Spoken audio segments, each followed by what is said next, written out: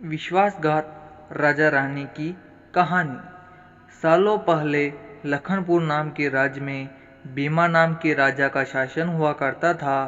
वह बहुत महत्वाकांक्षी था और अपनी प्रजा से बहुत प्यार करता था। उनके राज्य में चारों ओर खुशहाली थी, लेकिन राजा रानी खुद हमेशा दुखी रहते थे। उनके पास धन दौलत शोहरत सब कुछ था, लेकिन उनकी संतान न थी। संतान पाने के लिए राजा और रानी पूजा पाठ जप तप सब करके देख चुके थे, लेकिन कोई फायदा नहीं हुआ। एक दिन महर्षि के कहने पर राजा ने महायज्ञ कराने का फैसला किया। यज्ञ और भगवान के प्रताप से राजा को बहुत सुंदर कन्या की प्राप्ति हुई।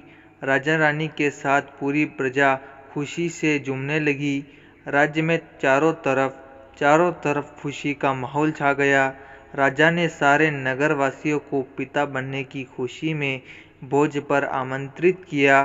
धीरे धीरे समय बीतने लगा। राजकुमारी बड़ी होने लगी। वह काफ़ी सुंदर और गुणवान थी। राजा रानी उसे देखकर ही खुश रहने लगे, लेकिन एक दिन उनकी खुशी को मानो जैसे नज़र लग गई। राजकुमारी बीमार पड़ गई। बड़े बड़े वैद्य नीम हकीम सब इलाज में जुटे, लेकिन कोई फायदा नहीं हुआ। दिन प्रतिदिन राजकुमारी की हालत बिगड़ती जा रही थी। राजकुमारी के ऊपर कोई दवा असर नहीं कर रही थी। राजा को लगने लगा कि एक बार वे फिर निसंतान हो जाएंगे। एक दिन दूर देश से एक वैद्य राजा के महल में पहुंचा। देखने में वह अजीब सा था और उसने ठीक तरह से कपड़े भी नहीं पहने हुए थे, जिस वजह से सैनिकों ने उसे राजमहल में प्रवेश करने से रोक दिया। वैद्य ने राजा से एक बार मिलने की बहुत गुजारिश करते हुए कहा कि मैं राजकुमारी को ठीक कर सकता हूँ, लेकिन किसी ने उसकी बात पर यकीन नहीं किया। सैनिक उस वैद्य को राजा के पास लेकर गए। वैद्य ने उस सबसे पहले राजा को अपना परिचय दिया और कहा कि मैं आपकी बेटी को ठीक कर सकता हूँ। राजा उसकी बात सुनकर प्रसन्न हुआ, लेकिन उसका रहन सहन देखकर राजा ने भी उस पर यकीन नहीं किया। उधर राजकुमारी की तबीयत दिन प्रतिदिन खराब होती जा रही थी, इसलिए राजा किसी वैद्य पर यकीन नहीं कर पा रहे थे। लेकिन उस वैद्य का आत्मविश्वास देखकर राजा ने उसे एक मौका देने का फैसला किया।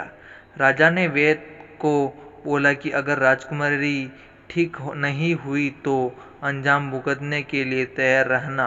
इस पर वैद्य ने बोला, ठीक है, लेकिन अगर राजकुमारी ठीक हो गई तो मुझे क्या मिलेगा? राजा ने कहा, जो मांगोगे मिलेगा। वैद्य राजी हो गया। राजा खुद उस वैद्य को लेकर राजकुमारी के पास गया। राजकुमारी बिस्तर पर बेजान सी लेटी हुई थी।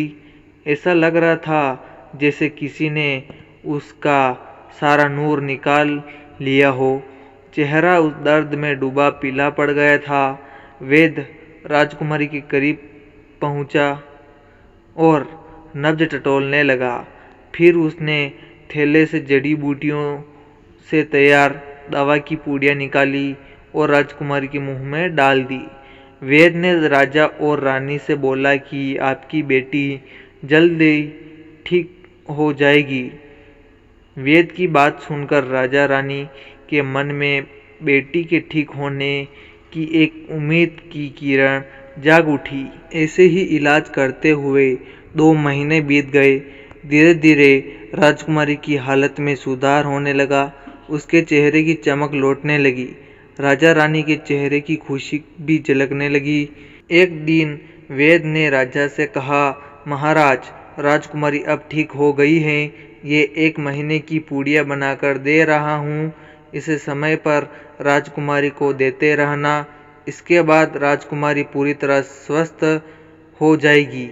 यह बीमारी दोबारा उनके पास भी नहीं भटकेगी। अगले दिन राजा ने वैद्य को अपने पास बुलाया और कहा कि वादे के मुताबिक मैं तुम्हें तुम्हारा इनाम देना चाहता हूँ। बताओ तुम्हें क्या चाहिए? वैद्य बोला, सोच लीजिए राजा जी, आप अपने वादे पर कायम रह पाएंगे?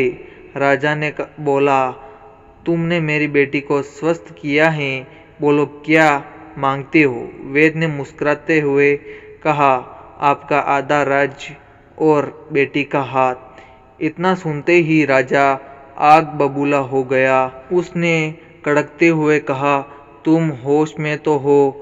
अगर तुमने मेरी बेटी के प्राणों की रक्षा न की होती तो तुम अब तक यमलोक पहुंच गए होते।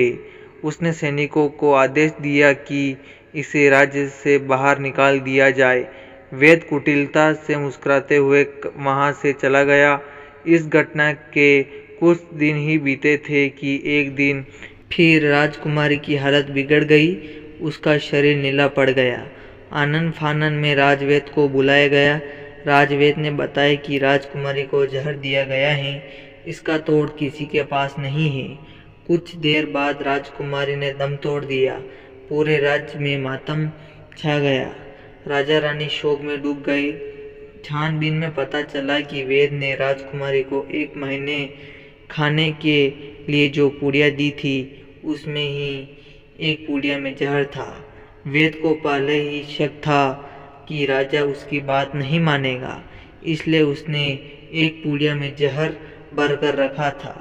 उसने सोचा कि अगर राजा शादी के लिए मान जाता है तो वह जहर वाली पूड़िया हटा देगा, लेकिन अगर नहीं माना तो इसकी सजा राजकुमारी को भुगतनी होगी।